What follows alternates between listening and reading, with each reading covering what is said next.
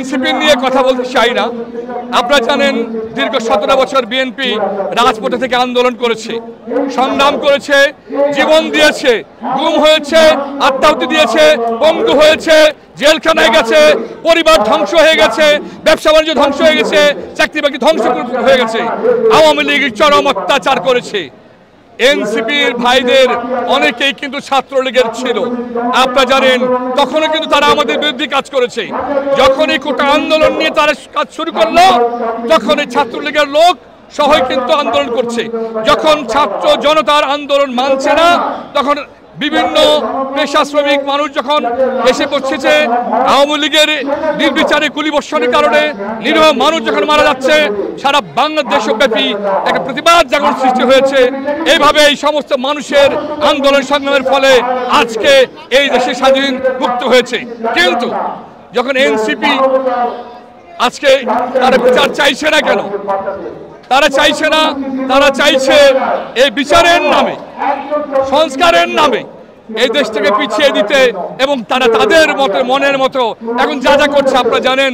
আমরা বলতে চাই না, অনেক এনসিপি নেতাদের নামে লুটপাট, চাঁদাবাজি, ধ্বংস এবং দখলদারিত্বের অভিযোগ আসছে, এবং আমার মনে হয় ওরা যেভাবে এগিয়ে যাচ্ছে তারা বেশি দিন এদেশকে তারা কিছু দিতে পারবে বলে আমার মনে হয় না। হয়তো এনসিপি এই কারণে বিরোধিতা করতে পারে, তবে বিএনপি এবং দেশপ্রেমিক প্রতিটা দল এই ন্যাক্কারজনক ঘটনার বিচার চায়, শেখ হাসিনার বিচার চায়, এবং আশুলিয়া সহ সারা বাংলাদেশের বিভিন্ন থানায় যে ধরনের মানুষকে হত্যা করা হয়েছে, নির্মমভাবে গুলি চালানো হয়েছে, চিরতরে পঙ্গু করা হয়েছে, চিরতরে অন্ধ করে দেওয়া হয়েছে, প্রতিটা মানুষের রক্তের বিনিময়ে এদেশকে স্বাধীন করেছে।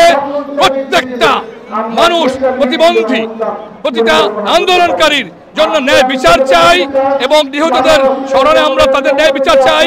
এবং এদেশের মাটিতে অন্য কেউ করুক আর না করুক, বিএনপিকে যদি আপনারা ক্ষমতা দেন, জনগণ ভোট দেয়, ইনশাল্লাহ বিএনপি এর বিচার করবেই করবে, করবেই করবে, করবেই করবে। বিশ্বব্যাপী আমাদের এই বার্তা, বিএনপি বার্তা ছড়িয়ে দিতে চায় যে স্বৈরাচার কখনোই পৃথিবীর বুকে জগৎবল পাথর হয়ে বেশি দিন থাকতে পারে না। আপনারা জানেন শেখ হাসিনার সরকার তার পুলিশ বাহিনী, তার র্যাব বাহিনী, তার ছাত্রলীগ, যুবলীগ, আওয়ামী লীগ গুন্ডা বাহিনী দিয়ে, হেলমেট লিগ দিয়ে এদেশের মানুষের নিরীহ ছাত্র ছাত্রী, শ্রমিক জনতার উপর নির্বিচারে গুলি করেছে, হত্যা করেছে। এই সেই কুখ্যাত আশুলিয়া থানা, এই থানার পুলিশ নিরীহ মানুষদেরকে গুলি করে মারার পর তারা চরম অবজ্ঞার সাথে এই মানুষদেরকে আগুনে জ্বালিয়ে পুড়িয়ে ছারখার করে দিয়ে নারকীয় তাণ্ডব চালিয়েছে। আমরা এই নারকীয় তাণ্ডবের নিকৃষ্টতম প্রত্যাখ্যান করি এবং তার বিচার চাই, এবং এই দেশের মাটিতে অবশ্যই এই ধরনের মানুষের, এই ধরনের পশুদের বিচার হবেই হবে, করতেই হবে। মাননীয় প্রধান উপদেষ্টার কাছে অনুরোধ থাকবে, এই ধরনের ন্যাক্কারজনক কাজ যারা ঘটিয়েছে, যারা নির্বিচারে মানুষকে হত্যা করেছে, তাদেরকে অনতিবিলম্বে আইনের আওতায় নিয়ে আসুন। শুধু ওসিকে বরখাস্ত করলে চলবে না। এই আশুলিয়া থানায় যে সমস্ত এসআই, এএসআই এবং কনস্টেবলরা সরাসরি এই গুলি চালিয়েছে, প্রত্যেককেই আইনের আওতায় এনে তাদেরকে উচিত জবাব দিয়ে এবং তাদেরকে বিচারের আওতায় এনে উৎকৃষ্টমূলক এবং মানুষের দৃষ্টান্তমূলক শাস্তি দিতে হবে। এটা আমাদের জনগণের দাবি। আর নয়তো এই শহীদদের প্রতি আমরা কিছুই করতে পারবো না। আমরা জানি বিচার ইনশাল্লাহ হবে, হতেই হবে। তবে অনেকেই বলছেন যে সব ধরনের পুলিশকে যদি বিচারের আওতায় আনা হয় তাহলে দেশ চলবে কিভাবে? আমরা বলতে চাই, এদেশের নিকৃষ্ট পুলিশ, কুলাঙ্গার পুলিশ, এরা এখনো যদি থানায় থাকে, বিভিন্ন জায়গায় তারা পোস্টিং এ বহাল আছে, তাদের প্রত্যেককে ফুটেজ দেখে দেখে শনাক্ত করতে হবে, বিচারে আওতায় আনতে হবে।